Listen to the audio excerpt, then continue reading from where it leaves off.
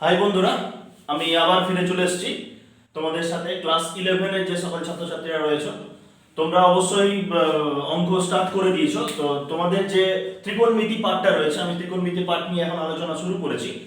পরপর তোমাদের প্রত্যেকটা চ্যাপ্টারই আমি করাবো। তো আজকের যে বিষয় হচ্ছে আমাদের যৌগিক কোণ সংক্রান্ত সূত্রসমূহ। ঠিক আছে, যৌগিক কোণ বলতে কি বোঝায়? ধরো এ হচ্ছে একটা কোণ আর বি হচ্ছে আর একটা কোণ, এই দুটি কোণকে যদি যুক্ত করা হয় তাহলে সেটা হচ্ছে যৌগিক কোণ বা মিশ্র কোণ বলে অনেকে। ঠিক আছে, মিশ্র কোণ বা যৌগিক কোণ অনেক নামে পরিচিত। তো সেই যৌগিক কোণ যেটা হবে, মানে দুটি কোণের যোগফল, একটা আলফা হলে একটা বিটা হবে, সেই দুটো কোণের যোগফল যে কোণটা তৈরি হয়, সেই কোণের ক্ষেত্রে যে ত্রিকোণমিতিক অনুপাতগুলি রয়েছে, সাইন, কস, ট্যান, এই সমস্ত যে ফর্মুলাগুলো রয়েছে, তাদের ফর্মুলা বা তাদের যে সূত্র, সেই সব নিয়ে আজকে আমি একটু আলোচনা করব। তোমাদের যে চ্যাপ্টারটা রয়েছে যৌগিক কোণ সংক্রান্ত সূত্র, সেই চ্যাপ্টারের সবচেয়ে প্রথম যে ফর্মুলা বা একটা ফর্মুলা আমি উদাহরণ দেখিয়ে তার একটা প্রমাণ দেখানোর চেষ্টা করব। খুব সহজে বোঝানোর চেষ্টা করব, একটু ভালোভাবে বুঝবে বা ভিডিওটা দেখবে পুরোটা, তাহলে একটু মজা লাগবে। কি যে এই ফর্মুলাটা হচ্ছে কিভাবে, মানে এখানে যে একটা ফর্মুলা আমি লিখে নিয়েছি, দেখো cos a plus b, যেখানে বললাম a এবং b দুটি হচ্ছে কোণ, তাহলে a কোণ এবং b কোণ, এই দুটি কোণের সমষ্টি করে যে কোণটা পাচ্ছি বা যে মিশ্র কোণটা পাচ্ছি বা যৌগিক কোণটা পাচ্ছি, সেই যৌগিক কোণের আমি কোসাইন করলে কি ফর্মুলা হতে পারে বা কি ফর্মুলা হবে সেটা আমি বোঝানোর চেষ্টা করব। দেখো আমরা বইয়ে দেখলেই সূত্রটা পেয়ে যাবে যে cos a plus b এটা ইকুয়ালস টু হয় cos a cos b minus sin a sin b। আরেকবার বলছি, cos a plus b equals to হয় cos a cos b minus sin a sin b। এই ব্যাপারটা হচ্ছে কিভাবে, ঠিক আছে, এই যে জিনিসটা বা ফর্মুলাটা যে এলো, এটা কিভাবে আসছে আমি একটু বোঝানোর চেষ্টা করব। তোমাদের বিভিন্ন বইয়ে বিভিন্ন রকমের প্রমাণ রয়েছে, এসএনডে বই ফলো করো বা অন্য কোনো যে কোনো লেখকের বই ফলো করো, তো প্রমাণ কিন্তু বিভিন্নভাবে করা আছে। আমি একটা খুব সহজ প্রমাণের মাধ্যমে বোঝানোর চেষ্টা করব, আশা করি তোমাদের পছন্দ লাগবে। আমার মতে এই যে প্রমাণটা আমি দেখাবো সেটা সবচেয়ে সহজতম প্রমাণ, হয়তো এর থেকেও ইজিয়েস্ট প্রমাণ তোমরা হয়তো শিখেছো বা দেখে থাকবে। তো সেগুলো যদি সেরকম থাকে কিছু, তো আমাকে কমেন্টের মাধ্যমে একটু জানাবে, আমারও জানার ইচ্ছা অবশ্যই রয়েছে। ঠিক আছে, তো আমি প্রমাণটা দেখানোর জন্য আমি একটা কার্তেজীয় তল, মানে এক্স অক্ষ ওয়াই অক্ষ যেটা আছে সেটা আমি একটা ড্র করব। এই কার্তেজীয় তল যেটা রয়েছে এক্স ও এক্স ড্যাশ আর ওয়াই ও ওয়াই ড্যাশ, এর মধ্যে আমি একটা বিন্দু নিচ্ছি, যে বিন্দুটা হচ্ছে 1,0, মানে যে বিন্দুটা আমি নিলাম সেই বিন্দুটা কি, তার স্থানাঙ্কটা হচ্ছে 1,0। 1,0 বলতে কি, x কোঅর্ডিনেটের মান হচ্ছে 1 আর 0 মানে y কোঅর্ডিনেটের মান হচ্ছে 0। ব্যাপারটা হচ্ছে এরকম যে এই বিন্দুটা থেকে ও বিন্দু থেকে আমাকে একক দূরত্ব 1 একক দূরত্ব যেতে হচ্ছে। ঠিক আছে, এই 1 একক দূরত্ব গিয়ে আমি বিন্দুটাতে পৌঁছাবো, মানে 1,0। স্থানাঙ্ক জ্যামিতিতে তোমরা ক্লাস 10 এ অলরেডি শিখেছো। তো এই যে 1 একক দূরত্বের যে আমি বিন্দুটা নিলাম, এই যে সরল রেখাটা তৈরি হচ্ছে ছোট্ট মতো, এটাকে আমি একটা নাম দিচ্ছি, ধরো এটার নাম দিলাম আমি পি। তাহলে এই ওপি যে সরল রেখা, এই সরল রেখাটা হচ্ছে একটা ঘূর্ণায়মান সরল রেখা। ঠিক আছে, তাহলে এই ওপি বিন্দুটার দূরত্ব কত, ও বিন্দু থেকে 1 একক, বোঝা গেল? এখন এই ওপি সরল রেখাটাকে যদি ব্যাসার্ধ করে আমি একটা বৃত্ত অঙ্কন করি, তাহলে এরকম একটা বৃত্ত পাওয়া যাবে। তাহলে ওপিটা হচ্ছে ব্যাসার্ধ, আমি একটা পুরো বৃত্ত অঙ্কন করলাম। ঠিক আছে, পরপর স্টেপগুলো একটু দেখে যাও, তাহলে প্রমাণটা শেষ অবধি বুঝতে খুব সুবিধা হবে। তো ব্যাপারটা এরকম হচ্ছে যে আমি এই যে সরলরেখাটা বললাম ঘূর্ণায়মান সরলরেখা ওপিটা কিছুক্ষণ ঘূর্ণনের পর, মানে অ্যান্টি ক্লকওয়াইজ, মানে ঘড়ির বিপরীত দিকে কিছুটা ঘূর্ণনের পর এখানে অবস্থানটা পরিবর্তন করে এই জায়গাতে এলো। ঠিক আছে, যদি এই জায়গাতে আসে তাহলে এখানে একটা কোণ তৈরি হচ্ছে, আমি ধরে নিলাম এই কোণটা হচ্ছে এ কোণ, মানে 30 ডিগ্রি 60 ডিগ্রি কিছু একটা মান আছে হয়তো, এই কোণটার অবস্থান হচ্ছে এ কোণ, মানে 0 ডিগ্রি থেকে এ ডিগ্রি কোণ উৎপন্ন করলো। ঠিক আছে, তাহলে এই যে কিউ বিন্দুটা আছে, সেই কিউ বিন্দুটার স্থানাঙ্ক কি হবে আমি দেখে নিই। একটা এই যে কিউ বিন্দুটা রয়েছে, সেই কিউ বিন্দুটার স্থানাঙ্ক কিভাবে নির্ণয় করব। এখন যদি সেই স্থানাঙ্কটা নির্ণয় করতে হয়, আমি জাস্ট একটা এই কিউ বিন্দু থেকে ওপি রেখার উপর একটা ভূমি মানে একটা লম্ব অঙ্কন করলাম সোজা। এই লম্ব যদি অঙ্কন করি তাহলে এখানে একটা আমার সমকোণ তৈরি হচ্ছে 90 ডিগ্রি, এবং একটা সমকোণী ত্রিভুজ তৈরি হচ্ছে। কোন সমকোণী ত্রিভুজ? এখান থেকে এরকম হবে। ঠিক আছে, এই যে সমকোণী ত্রিভুজ যেটা পাচ্ছি আমি, তার একটা কোণ হচ্ছে এ কোণ, ঠিক। তাহলে আমরা এই যে সমকোণী ত্রিভুজের এইটা যদি থিটা কোণ হয় বা এ কোণ যেটা ধরেছি, তার সাপেক্ষে তার বিপরীত বাহু এটা হবে লম্ব, আর এটা হবে ভূমি। বোঝা গেছে? এখন যদি জিজ্ঞাসা করা হয় যে তোমাকে কিউ বিন্দুতে পৌঁছাতে গেলে কি করতে হয়, স্থানাঙ্ক জ্যামিতির কথাগুলো একটু মনে করো, যে কিউ বিন্দুতে পৌঁছাতে গেলে আমরা লেখচিত্রের মাধ্যমে কি করি, এখান থেকে পি দূরত্ব পর্যন্ত যাব, তারপর এখান থেকে কিউ দূরত্ব যাব, মানে আমাকে এক্স অক্ষ বরাবর ওপি দূরত্ব, এখানে এতদূর দূরত্ব আসতে হবে, ওপি নয়, এই ও থেকে এই দূরত্বটা আসবে এবং এখান থেকে অপরের দিকে ওয়াই অক্ষ বরাবর যাব। তাহলে পি কিউ বিন্দুতে পৌঁছানোর জন্য এক্স অক্ষ বরাবর এতটা আসতে হবে, মানে যেটা ভূমি পাচ্ছি সমকোণী ত্রিভুজটা, আর ওয়াই অক্ষ বরাবর এতটা আসতে হচ্ছে, যেটা হচ্ছে লম্ব পাচ্ছি সমকোণী ত্রিভুজটা। মানে ব্যাপারটা এরকম যে একটা স্থানাঙ্কর কি হয়, একটা এক্স অক্ষের মান থাকে, একটা ওয়াই অক্ষের মান থাকে। তো এক্স কোঅর্ডিনেটের মানটা কি হবে এখানে, যেটা হচ্ছে ভূমির দূরত্ব, তাই না?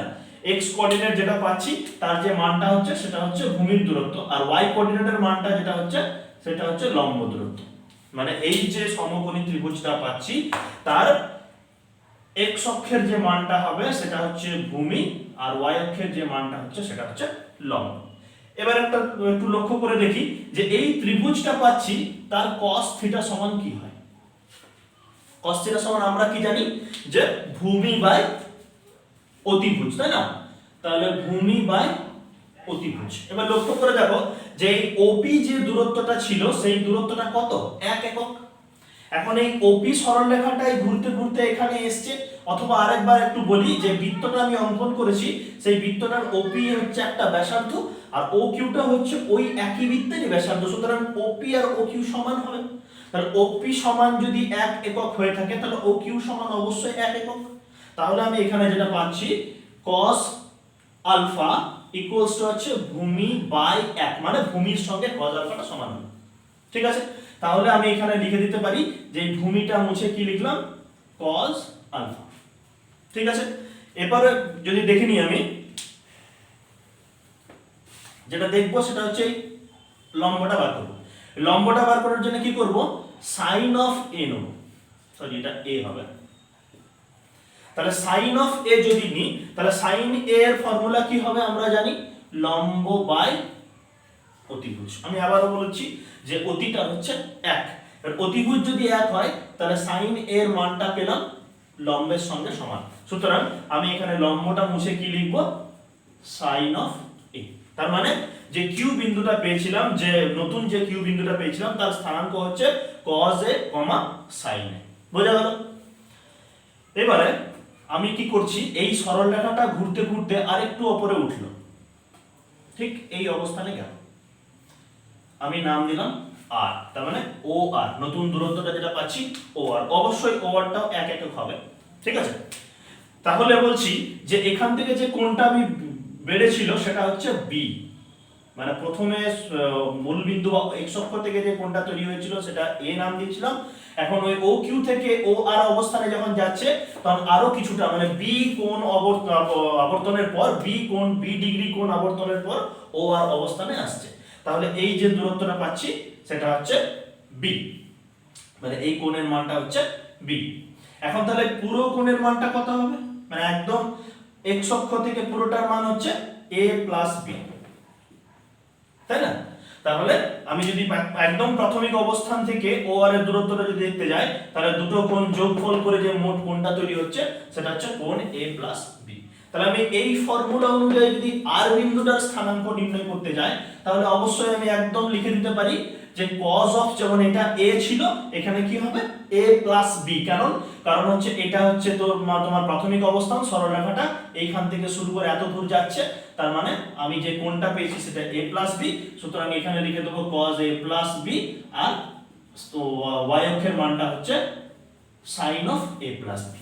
তাহলে এই যে আর বিন্দুটা পাচ্ছি, আর বিন্দুর স্থানাঙ্ক হলো cos a plus B, sin a plus B. বোঝা গেছে? তাহলে আমি যে স্থানাঙ্কটা নির্ণয় করলাম, এবার বেশ কিছু জায়গায় আমি একটু মুছে দেবো যাতে পরবর্তী প্রমাণটা, মানে নেক্সট স্টেপগুলো যাতে আমার সুবিধা হয়।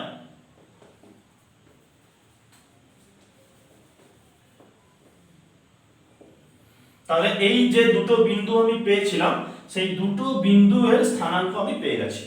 এবার হচ্ছে যে ধরো সরলরেখাটা ওপি সরলরেখাটা উপরের দিকে গেলে কি হয়, ধনাত্মক কোণ তৈরি হয়, মানে অ্যান্টি ক্লকওয়াইজ। এখন আমি এটাকে ক্লকওয়াইজ ঘোরাবো।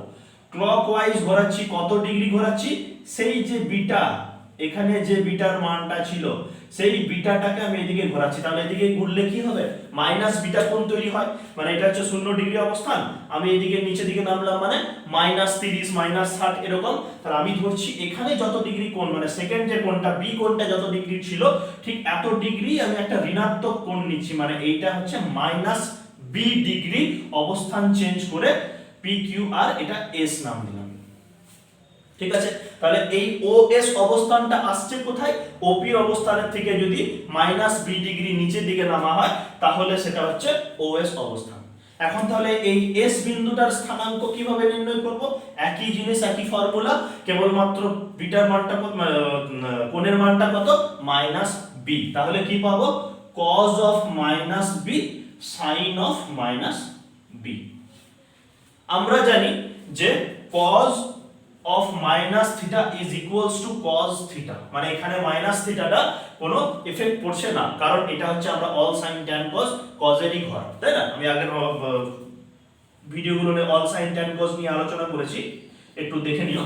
তাহলে এখানে হচ্ছে sin of minus theta, এটা কিন্তু মাইনাস sin theta, তাই তো? ত্রিকোণমিতি তাই বলে।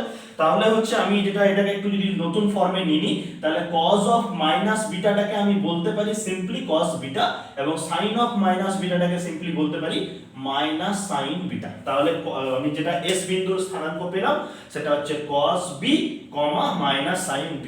সরি, আগেরটা বিটা বলেছিলাম, তো যাই হোক cos b, minus sin b। তাহলে আর বিন্দু, কিউ বিন্দু, পি বিন্দু এবং এস বিন্দু, এই চারটি বিন্দুর স্থানাঙ্ক কিন্তু আমার কাছে রয়েছে। বোঝা গেল এতদূর? একটু দেখে নাও, যদি ডাউট থাকে তোমরা অবশ্যই কমেন্টে জানাবে যে এই পয়েন্টটা বা এই জায়গাটা আমি বুঝতে পারলাম না, আমি আবার তোমাদের বোঝানোর চেষ্টা করব। তো পি কিউ আর এস, এই যে চারটা বিন্দু পেলাম, এটাকে একটু ভালোভাবে যদি লক্ষ্য করি বা কিছু এর মধ্যে যদি অঙ্কন করি, মানে আমরা যেমন উপপাদ্য প্রমাণ করার সময় কি হয়, এক্সট্রা একটা লাইন হয়তো টানতে হলো বা এক্সট্রা কিছু একটা যোগ করতে হলো, তো এখানে যেটা যোগ করব সেটা হচ্ছে আর এবং পি যোগ করলাম, ঠিক আছে, এবং কিউ এস যোগ করলাম। বোঝা গেল? একটু ছবিগুলো একটু হালকা করে দিই, একটু পরে একটু হালকা করে দিচ্ছি, তাহলে বুঝতে সুবিধা হবে।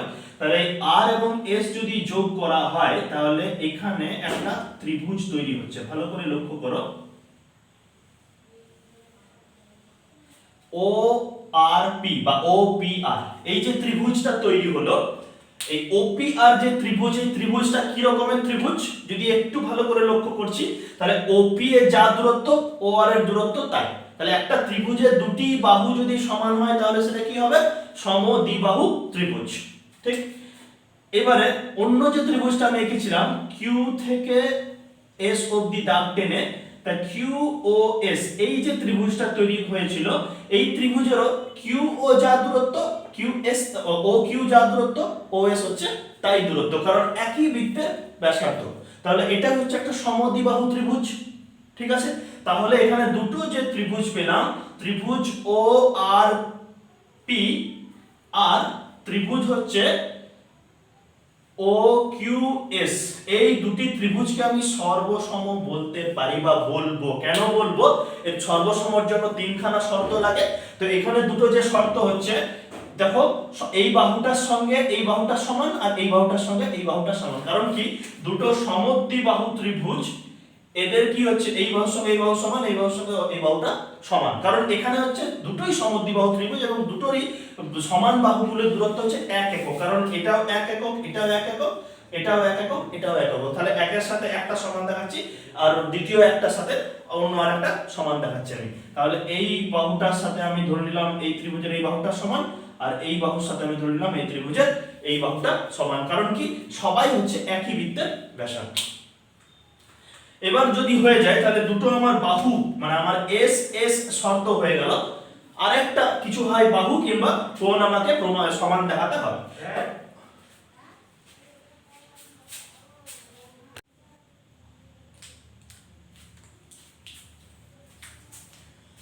এবার যেটা হচ্ছে যে তোমাদের সমকোণী যে ত্রিভুজ সমদ্বিবাহু যে ত্রিভুজ দুটো পেয়েছিলাম, সেই সমদ্বিবাহু ত্রিভুজের দুটি করে বাহু এবং বাহু শর্ত মিলে গেল, ঠিক আছে।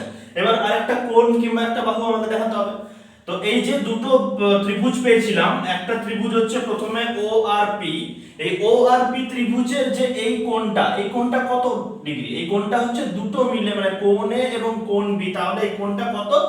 এ প্লাস বি, ঠিক আছে, বোঝা গেল। তাহলে এই যে ত্রিভুজের কোণটা মান, মানে প্রথম যে ত্রিভুজটা পেয়েছি তার যে বড় কোণটার মান রয়েছে অপরের শীর্ষ কোণ যেটা বলছে, সেই কোণটার মান হচ্ছে a প্লাস বি।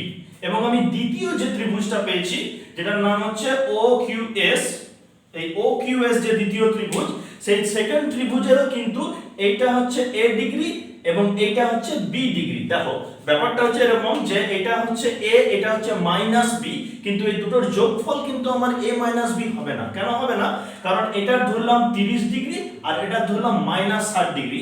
ব্যাপারটা হচ্ছে আমি যদি এইখান থেকে যাত্রা শুরু করি এবং এখানে অবধি আসি, তাহলে আমাকে মোট কতটা দূরত্ব যেতে হচ্ছে? যেটা হচ্ছে 30 ডিগ্রি এবং এখানে হচ্ছে 30 ডিগ্রি 60 ডিগ্রি, তাহলে টোটাল আমার পাচ্ছি আমি 90 ডিগ্রি। মানে ব্যাপারটা হচ্ছে a আর মাইনাস b, এটাকে যখন আমি দূরত্ব বা দৈর্ঘ্য যখন আমি দেখব বা কতটা কোণ আমি যাত্রা করছি আবর্তনের জন্য, কত ডিগ্রি কোণ, সেটা ধরার জন্য কিন্তু আমাকে এটাকে পজিটিভ হিসাবেই ধরে নিতে হবে, তাই না? কারণ আমাকে যদি ওই সংখ্যা রেখার মধ্যে হয়তো এখানে বললো 0 অবস্থান আর এখানে হচ্ছে -5 এর অবস্থান, তাহলে যদি বলা হয় যে 0 অবস্থান থেকে এই যে -5 বিন্দুটার দূরত্ব কত, দূরত্বটা হচ্ছে কিন্তু 5 একক, তাই না? তাহলে আমরা এইখান থেকে হচ্ছে একটা a ডিগ্রি যাচ্ছি, এখান থেকে আরেকটা নিচের দিকে নামছি, মাইনাস কোণে নামছি, কিন্তু আমার ডিগ্রি কোণটার ভ্যালুটা হচ্ছে b কোণ। তাহলে এখানে হচ্ছে a কোণ ভ্যালু, এখানে হচ্ছে b কোণ ভ্যালু। তাহলে দ্বিতীয় যে কোণটা পাচ্ছি, দ্বিতীয় ত্রিভুজের যে কোণটা পাচ্ছি, সেই কোণটাও কিন্তু a প্লাস বি, বোঝা গেল। তাহলে এই যে কোণ দুটি, এই দুটি কিন্তু সমান। তাহলে এই যে ত্রিভুজ দুটো পেয়েছিলাম, সেই দুটো ত্রিভুজের যেমন বাহুগুলি সমান হয়েছিল, আর একটা অ্যাঙ্গেল কিন্তু আমার সমান পাচ্ছি। তাহলে এই যে দুখানা ত্রিভুজ, সেই দুখানা ত্রিভুজের কিন্তু পরস্পর আমি সর্বসম, এই যে এস এস এ শর্তে কিন্তু আমি এদেরকে সর্বসম দেখাতে পারবো। কি কি শর্তে এলো? এই দুটো বাহু সমান, সমদ্বিবাহু ত্রিভুজের সমান দুটি বাহু পরস্পর সমান, অনুরূপ বাহুগুলি, আর এ হচ্ছে এই যে শীর্ষ কোণটা, এটাও অপরেরটাও a প্লাস বি, আর নিচের যে ত্রিভুজটা পাচ্ছি এটাও a প্লাস বি। তাহলে যে কোণ দুটিও সমান পাচ্ছি, তাহলে ও আর পি এবং ও কিউ এস এই দুটি ত্রিভুজ হচ্ছে পরস্পর সর্বসম। আর সর্বসম হওয়ার জন্য তাহলে তার সবকিছুই সমান, প্রতিটা কোণ তার অনুরূপ কোণের সঙ্গে সমান, প্রতিটা বাহু তার অনুরূপ বাহুর সঙ্গে সমান। তাহলে এই যে শর্তটা ধরে নিচ্ছি, তাহলে এই যে আর পি, আর থেকে পি এর যে দূরত্ব, এই প্রথম যে ত্রিভুজের আর পি, এটার যা দূরত্ব হবে দ্বিতীয় ত্রিভুজের যে কিউ এস আছে, এটারও দূরত্ব কিন্তু সমান হবে, তাই না? অনুরূপ বাহু, তাহলে এই ত্রিভুজের এই যে আর পি যে ত্রিভুজটা আমি মুছে দিলাম এবং এটার যে দাগটা আমি মুছে দিচ্ছি, এই দুটি কিন্তু পরস্পর সমান। আর একবার লিখছি আমি, আর থেকে পি এর যে দূরত্ব এটা হচ্ছে তৃতীয় বাহু, আর কিউ থেকে এস যে পেলাম এটা কিন্তু ওই দ্বিতীয় ত্রিভুজের তৃতীয় বাহু, তাই না? তাহলে এই দূরত্ব এবং এই দূরত্ব, এই দুটি দূরত্ব সমান হবে।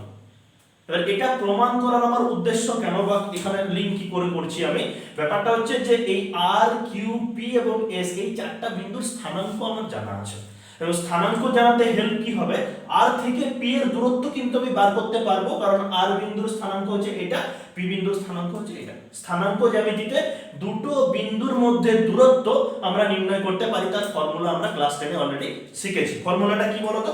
ফর্মুলাটা হচ্ছে এরকম যে দূরত্বটা সমান আমি যেটা পেয়েছিলাম √(x1 - x2) তার whole square plus y1 - y2 তার হোল স্কয়ার।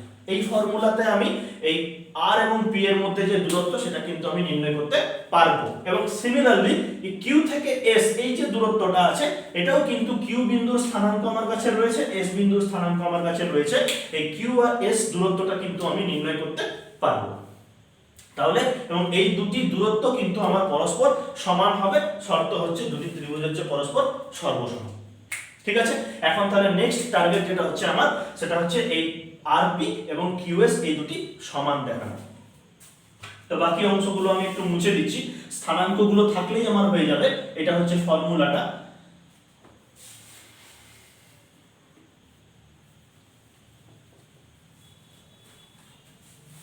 তাহলে ব্যাপারটা এরকম দাঁড়ালো শেষমেশ আমার যে আর পি এটা ইকুয়ালস টু আমাকে কিউ এস দেখাতে আমি পারবো। তাহলে এটা আমি পেয়ে গেলাম। কেন পেয়ে গেলাম? কারণ ত্রিভুজ দুটি সর্বসম তাই।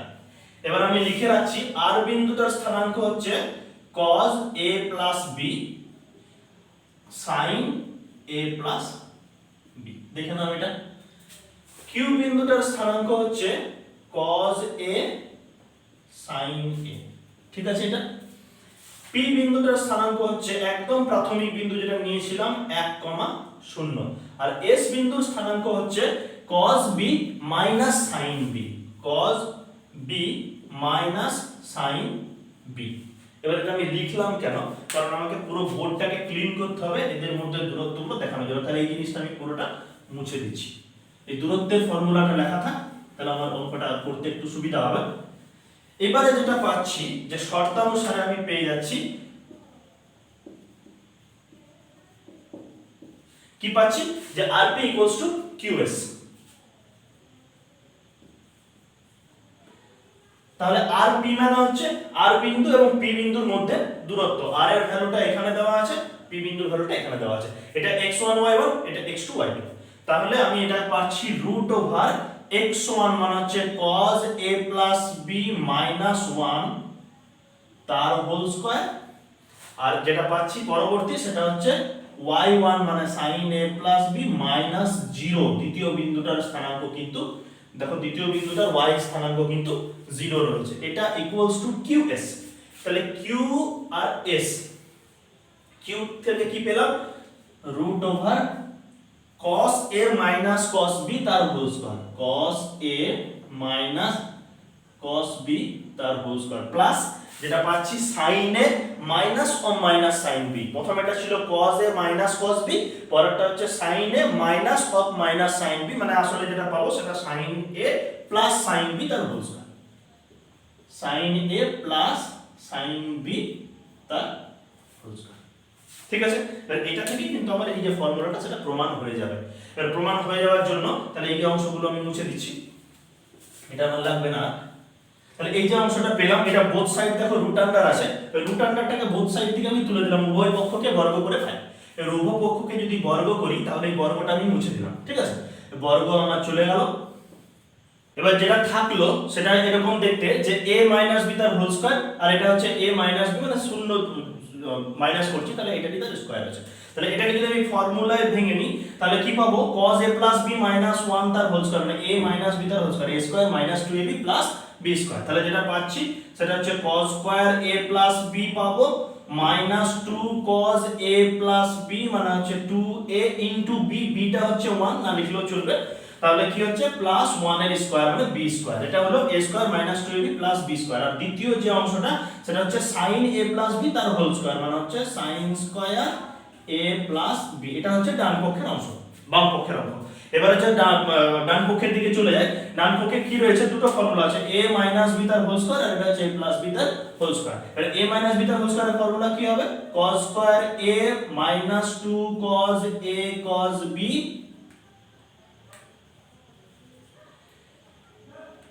Plus cos square b, a square minus 2ab plus b square. দ্বিতীয় যে অংশটা প্লাস দিয়ে রয়েছে এটাও কিন্তু sin square a plus 2 sin a sin b plus sin square b।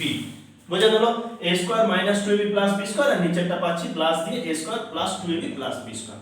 বোঝা গেল? এবার দেখো ত্রিকোণমিতিক একটা ফর্মুলা আছে, তোমাদের সবাই জানো তোমরা, sin square theta plus cos square theta equals to 1। এটা জানা আছে। এটা আমি কিভাবে আসছে তার প্রমাণটা আমি আগের ভিডিওতে বলেছিলাম। ঠিক আছে, যদি কারো ডাউট থাকে বা জানার ইচ্ছা থাকে, সেই কৌতূহল জাগলে sin square plus cos square equals to 1 কেন হয়, কিভাবে হয় তার একটা প্রমাণ আমি দিয়েছি, খুব ছোট একটা প্রমাণ। এর আগের ভিডিওটা দেখার জন্য তোমাদের অনুরোধ করছি। তো এই প্রমাণটা ধরে বা এই যে ফর্মুলাটি ধরে তাহলে আমি যেটা পাবো সেটা হচ্ছে এখানে sin দেখো কি রয়েছে cos square a plus b আর এখানে sin square a plus b, এই দুটো মিলে কত হবে? 1 হবে। আর এখানে একটা 1 স্কয়ার আছে, তাহলে 1 plus 1, এই 1 স্কয়ার মানে 1, তাহলে 1 plus 1 equals to 2, আর মাইনাস দিয়ে 2 cos a plus b এটা পড়ে থাকলো। ঠিক আছে। আর এই দিকে লক্ষ্য করে দেখবে cos স্কয়ার a আর এখানে হচ্ছে sin স্কয়ার a, এই দুটো যোগ করলে 1 পাবো। আর এখানে হচ্ছে cos স্কয়ার b, এখানে sin স্কয়ার b, এই দুটি অংশকে যোগ করলে আমি 1 পাবো। তাহলে 1 প্লাস 1 মানে হচ্ছে 2 আর minus 2 cos a cos b এই অংশটা পড়ে থাকলো, আর plus 2 sin a sin b এই অংশটা পড়ে থাকলো। বোঝা গেল? এবারে যে অবশিষ্ট অংশটা পড়ে থাকলো সেখানে দেখো এখানে 2 আর এখানে 2টা আমি ক্যান্সেল করতে পারি, বোথ সাইড 2 দিয়ে মাইনাস করে দিলাম। ঠিক আছে। এই যে বাকি অংশটা পড়ে থাকলো সেটা হচ্ছে এরকম দেখতে, cos a plus b মানে -2 cos a plus b, আর এই দিকে আমি -2 যদি কমন নিই, এই যে দুটো পার্ট পড়ে রয়েছে, -2 যদি কমন নিচ্ছি তাহলে ভেতরে থাকে cos a cos b, আর এই মাইনাস কমন নেওয়ার জন্য প্লাসটা মাইনাস হয়ে যাচ্ছে, sin a sin b। এবার দেখো both side minus minus 2 2 cancel করে দিলে যেটা পড়ে থাকে সেটা হচ্ছে সেই ফর্মুলা, যে ফর্মুলাটা আমি প্রমাণ করার চেষ্টা করছিলাম, cos a plus b equals to cos a cos b minus sin a sin b। বোঝা গেল? এটা খুব একটা ইজি ওয়েতে, শুধু ডায়াগ্রামটা একটু ভালো করে বুঝে নেবে যে ছবিটার মধ্য দিয়ে আমি কোঅর্ডিনেট জিওমেট্রির সাহায্য নিয়ে একটা বৃত্ত অঙ্কন করে যে প্রমাণটা করার চেষ্টা করলাম সেটা একটু ভালো করে দেখলেই তোমরা কিন্তু বুঝতে পারবে। ঠিক আছে। তাহলে cos a plus b equals to cos a cos b minus sin a sin b। এবারে এই যে যৌগিক কোণ চাপটা, এখানে কিন্তু cos a plus b sin a plus b cos a minus b sin a minus b এই ধরনের বেশ কিছু ফর্মুলা আছে। এই যে ফর্মুলাগুলো খুব সহজ পদ্ধতিতে কিভাবে মনে রাখবে, তো তার একটা শর্টকাট নিয়ম আমার যেটা ভালো মনে হয়, এটা কিছু রয়েছে আর কি, নিয়ম রয়েছে, সেই নিয়মের মধ্যে দিয়ে যদি আমি একটু মনে রাখতে চেষ্টা করি তাহলে এই ফর্মুলাগুলো কখনো ভুলবো না। আর এই জন্যই ভুলবো না, অঙ্ক করার জন্য কিন্তু এগুলো একটু কনফিউশন, দেখো sin a cos b cos a sin b, কোথায় sin এর a বসছে কোথাও cos এর a বসছে, খুব কনফিউজিং জিনিস। তো জিনিসটাকে ওই যে চারখানা ফর্মুলা রয়েছে সেগুলোকে কিভাবে মনে রাখবো তার একটা পদ্ধতি আছে, সেই পদ্ধতিটা আমি একটু ব্যাখ্যা করছি। ঠিক আছে।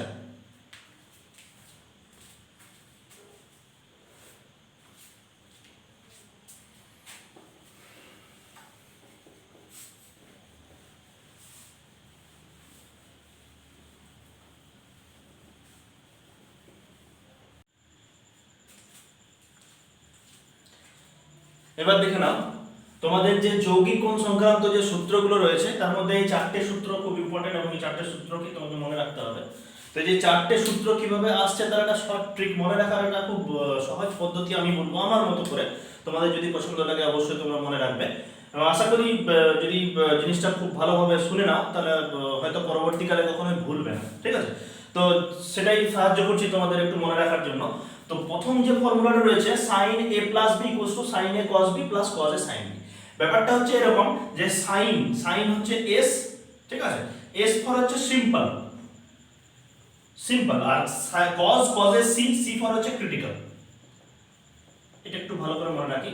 তো sin এর সিম্পল মানে হচ্ছে একজন সৎ ব্যক্তি বা সহজ ব্যক্তি, বেশি ক্রিটিক্যাল বুদ্ধি নেই মাথায়, তো যা করে একটু সহজভাবে করে বা সবারই কথা চিন্তা করে একটু করে।